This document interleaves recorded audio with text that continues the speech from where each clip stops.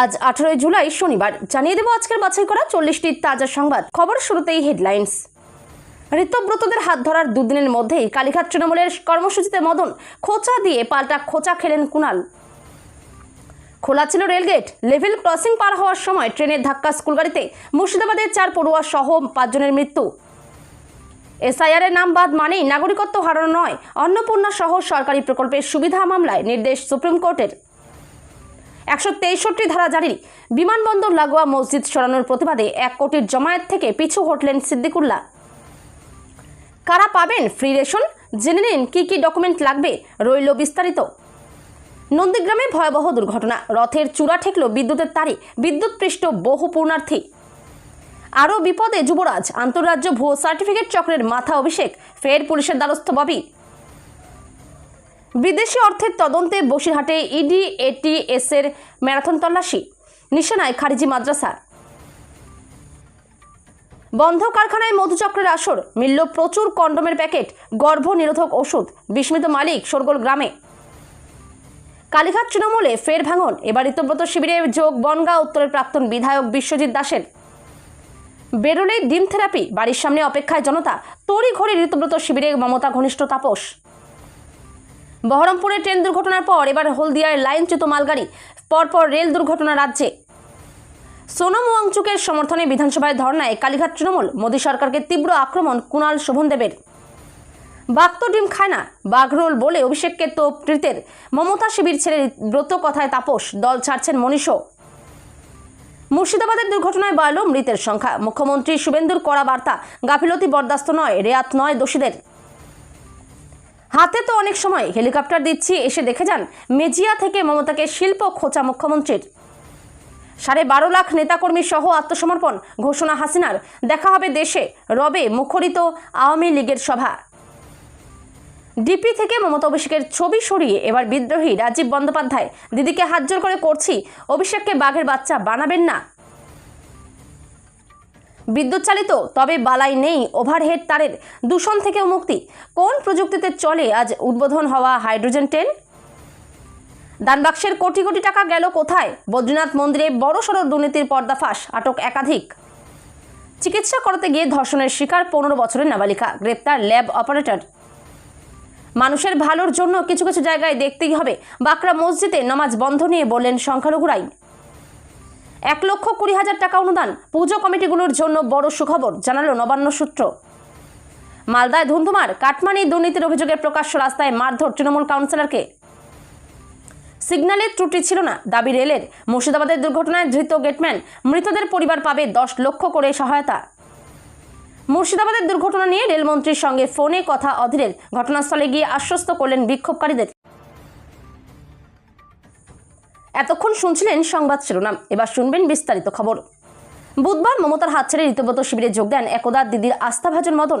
শিবির বদলের পর বিধানসভায় মদনকে কালীঘাট তৃণমূলের কর্মসূচিতে দেখে চমকে যান অনেকেই। হঠাৎই বিধানসভায় কালীঘাট তৃণমূলের কর্মসূচিতে হাজির হলেন কামারহাটির বিধায়ক মদন মিত্র। শুক্রবার নিট কাণ্ডে শিক্ষামন্ত্রী ধর্মেন্দ্র প্রধানের ইস্তফার দাবিতে অনশনে বসা সোনম ওয়াংচুকের সমর্থনে বিধানসভা চত্বরেই ধর্নায় বসেছিলেন কালীঘাট তৃণমূলের বিধায়কেরা। বিধানসভার বিরোধী দলনেতা ঋতব্রত বন্দ্যোপাধ্যায়ের ঘর থেকে বেরিয়ে হঠাৎই সেখানে চলে যান মদন। পরনে ছিল হালকা গেরুয়া রঙের পাঞ্জাবি। বুধবার মমতার হাত ছেড়ে ঋতব্রত শিবিরে যোগ দেন একদা দিদির আস্থাভাজন মদন। শিবির বদলের পর বিধানসভায় মদনকে কালীঘাট তৃণমূলের কর্মসূচিতে দেখে চমকে যান অনেকেই। মদনকে দেখে অবশ্য খোঁচা দিতে ছাড়েননি কালীঘাট তৃণমূলের বিধায়ক কুণাল ঘোষ, পাল্টা খোঁচা দেন মদনও। তবে হালকা মেজাজ, খালি হাসি ঠাট্টার ছলেই এই পর্ব চলে। স্থানীয় এবং পুলিশ সূত্রে জানা গিয়েছে, শুক্রবার সকাল 7টা নাগাদ দুর্ঘটনাটি ঘটে। ডাউন লাইন ধরে তখন আসছিল নিমতিতা কাটোয়া লোকাল। ট্রেনের ধাক্কায় দুমড়ে মুচড়ে যায় গাড়িটি। দুর্ঘটনার পর দুমড়ে মুচড়ে গিয়েছে স্কুল গাড়িটি। শুক্রবার মুর্শিদাবাদ জেলার কর্ণসুবর্ণ স্টেশনের কাছে 7 সকালে মুর্শিদাবাদে মর্মান্তিক দুর্ঘটনায় প্রাণ গেল 4 স্কুল পড়ুয়া সহ মোট 5 জনের। রেলগেট খোলা ছিল, হুড়মুড়িয়ে চলে এলো ট্রেন। কোনো রকম বাধা না পেয়ে তখনই লাইন পেরোচ্ছিল একটি স্কুল গাড়ি। লাইনের উপর থাকা স্কুল গাড়িটিকে পিষে দিয়ে চলে গেল ডাউন লোকাল। শুক্রবার সকালে মুর্শিদাবাদ জেলার আজিমগঞ্জ কাটোয়া শাখার কর্ণসুবর্ণ স্টেশন এবং গোবিন্দপুর রেলগেটের মাঝে মর্মান্তিক এই দুর্ঘটনায় 4 স্কুল পড়ুয়া সহ মোট 5 জনের মৃত্যু হয়েছে। আশঙ্কাজনক অবস্থায় গাড়ির চালককে হাসপাতালে ভর্তি করানো হয়েছে। বাংলায় এসআইআর এর নাম বাদ যাওয়া ব্যক্তিরা অন্নপূর্ণা যোজনা সহ একাধিক প্রকল্পের সুবিধা থেকে বঞ্চিত হচ্ছেন। এই নিয়ে অভিযোগ এবার পৌঁছলো সুপ্রিম কোর্টে। শুনানিতে কি জানালো শীর্ষ আদালত? এসআইআর বিচারাধীন আবেদনকারীদের সরকারি প্রকল্পের সুবিধা পাওয়ার বিষয়ে সুপ্রিম কোর্টকে পরিষ্কার নির্দেশিকা জারি করার আবেদন জানালেন আইনজীবী গোপাল শঙ্করায়ণ। এ বিষয়ে এসওপি ঠিক করে দেওয়ার আবেদন জানান তিনি। এক্ষেত্রে পাসপোর্টের মতো নথিকে নাগরিকত্বের পরিচয়ক হিসেবে ঘোষণা করার আবেদন করেন মামলাকারীর আইনজীবী। ভোটার তালিকা থেকে নাম বাদ যাওয়ার অর্থ নাগরিকত্ব হারানো নয়।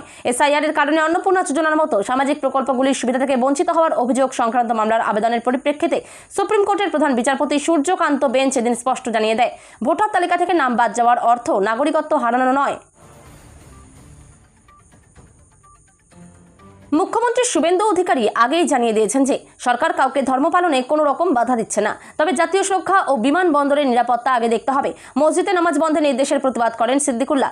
দমদম বিমানবন্দরের সীমানার মধ্যে থাকা মসজিদ স্থানান্তরের প্রতিবাদে 1 কোটি মানুষের জামায়াতের ডাক দিয়েছিলেন রাজ্যের প্রাক্তন মন্ত্রী সিদ্দিকুল্লাহ চৌধুরী। শুক্রবার সিদ্দিকুল্লাহর এই কর্মসূচির আগেই বিধাননগর পুলিশ কমিশনারেটের তরফে বাঁকড়া এলাকায় 163 ধারা জারি করে এলাকায় 4 বা তার বেশি মানুষের জামায়াত নিষিদ্ধ করা হয়। এলাকায় টহলও দেয় পুলিশ বাহিনী। পুলিশ নিরাপত্তার মধ্যেই বেলা 12টা নাগাদ বাঁকড়া এলাকায় যান জমিয়তে উলেমায়ে হিন্দের রাজ্য শাখার সভাপতি সিদ্দিকুল্লাহ। বাঁকড়া অঞ্চলের স্থানীয় কয়েকজনের সঙ্গে কথা বলার পর এলাকা ছাড়েন তিনি। জানান যে বিধাননগরের পুলিশ কমিশনার এর সঙ্গে কথা বলতে যাচ্ছেন। প্রধানমন্ত্রী গরিব কল্যাণ অন্ন যোজনা বা কেন্দ্রের বিনামূল্যে রেশন প্রকল্পের সুবিধা পাওয়ার নিয়ম ও প্রক্রিয়া নিয়ে আপনার জিজ্ঞাসিত তথ্যগুলো বেশ প্রাসঙ্গিক। নিচে বিস্তারিত আলোচনা করা হলো। কেন্দ্র সরকারের এই প্রকল্পের সুবিধা পাওয়ার জন্য নির্দিষ্ট কিছু মানদণ্ড রয়েছে। মূলত সমাজের আর্থিকভাবে পিছিয়ে পড়া পরিবারগুলোকেই এই প্রকল্পের আওতায় আনা হয়েছে। অন্তর্দয় অন্ন যোজনা অত্যন্ত দরিদ্র ও অসহায় পরিবারগুলো এই ক্যাটাগরির অন্তর্ভুক্ত। প্রায়োরিটি হাউসহোল্ড রাজ্য সরকার নির্দিষ্ট করা অগ্রাধিকার প্রাপ্ত পরিবারগুলো যাদের আয়ের উৎস সীমিত। আনন্দ মুহূর্ত এক ঝটকায় বদলে গেল আতঙ্ক বিষাদে। রথের দিন নন্দীগ্রামে মর্মান্তিক দুর্ঘটনা। বিদ্যুতের তারে ঠেকল রথের চূড়া। মুহূর্তে বিদ্যুৎপৃষ্ট হলেন বহু পুণ্যার্থী। ঘটনাটি ঘটেছে পূর্ব মেদিনীপুরের নন্দীগ্রামে। জখমদের উদ্ধার করে দ্রুত হাসপাতালে নিয়ে যাওয়া হয়। কিন্তু কিভাবে ঘটল এই ভয়াবহ দুর্ঘটনা? পুলিশ ঘটনা তদন্ত শুরু করেছে। রথের দিন এমন মারাত্মক ঘটনায় স্থানীয়রাও শোকাহত। গতকাল বৃহস্পতিবার রথযাত্রা পালন হয় বাংলার সব জায়গাতেই। নন্দীগ্রামের তেখালি এলাকায় রথ বার হয়েছিল প্রতি বছরের মতো। স্থানীয়দের উপস্থিতিও দেখা যায় যথেষ্ট। জনজোয়ারের মধ্যে প্রভু জগন্নাথ, বলরাম, সুভদ্রার রথ এগোচ্ছিল। তেখালি বাজার ব্যবসায়ী সমিতি এবং এই রথযাত্রার আয়োজন করে। এবারও সন্ধ্যায় শুরু হয় রথযাত্রা। কিছু সময়ের মধ্যেই ঘটে যায় ওই মর্মান্তিক দুর্ঘটনা।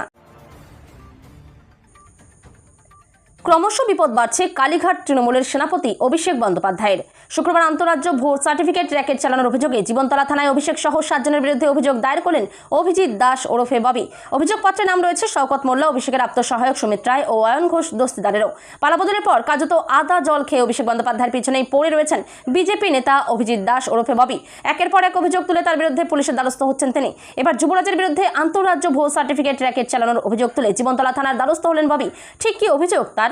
ববির কথায় অভিষেক বন্দ্যোপাধ্যায়ের 2 হাত জাহাঙ্গীর ও শওকত মোল্লা। শওকত 5-6 বেশি পড়েনি, অথচ প্রতিবার ভোটের হলফনামায় বদলে যেত তার শিক্ষাগত যোগ্যতা। বিদেশি অর্থের তদন্তে বসিরহাটে ইডি এটিএস এর ম্যারাথন তল্লাশি। নিশানায় খারিজি মাদ্রাসা।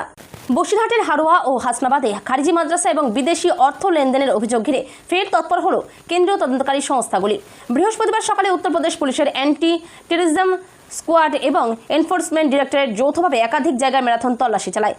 তদন্তকারীদের এই অভিযানে এলাকা জুড়ে ব্যাপক চাঞ্চল্যের সৃষ্টি হয়। তদন্তকারী সংস্থার সূত্রে জানা গেছে, প্রায় 2 বছর আগে হারোয়ার একাধিক খারিজি মাদ্রাসা এবং সংখ্যালঘুদের জন্য পরিচালিত একটি বেসরকারি হাসপাতালের মাধ্যমে বিদেশি অর্থ বা বৈদেশিক মুদ্রা গ্রহণের অভিযোগ সামনে আসে। সেই মামলা তদন্তে উত্তরপ্রদেশ এটিএস হারোয়ার ওই প্রতিষ্ঠানগুলির সঙ্গে যুক্ত আব্দুল সামাদের জামাই আবু সালামকে গ্রেপ্তার করেছিল।